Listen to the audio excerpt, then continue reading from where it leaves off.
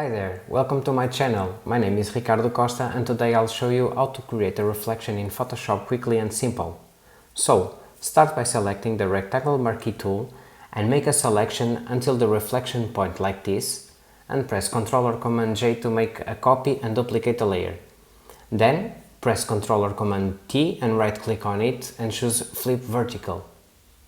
Still with the Move tool selected, let's bring it down just like that. See how it's simple? Okay, this looks good, and then hit enter to confirm the placement.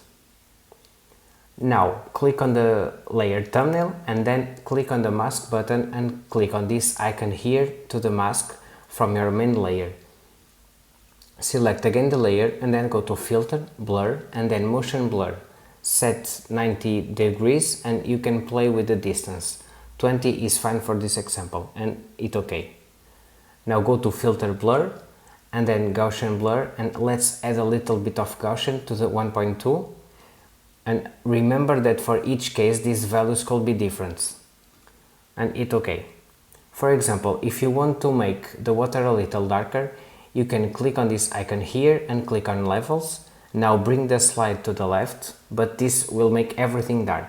So you can click here on this button to create a clipping mask which will affect only the layer below, and now look how it looks good.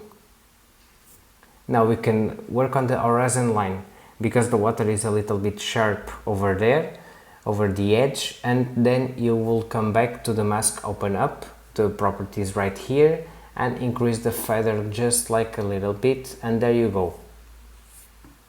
So let's look at the before and after. So this is the before and this is the after. Thanks for watching, hope this video helped you. Don't forget to subscribe and write down a comment if you have any question.